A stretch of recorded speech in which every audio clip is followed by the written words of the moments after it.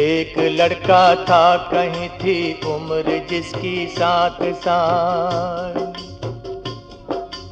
रोजा रखने के लिए बेताब था वो नौनिहाल।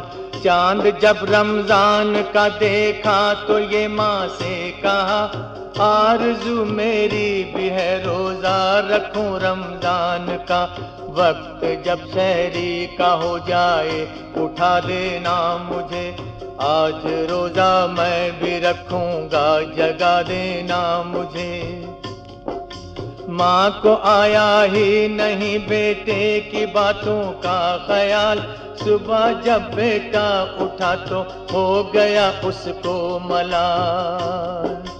फूल जैसा उसका चेहरा रंज से मुरझा गया। माँ से ये रो रो के कहता था मेरा रोजा गया।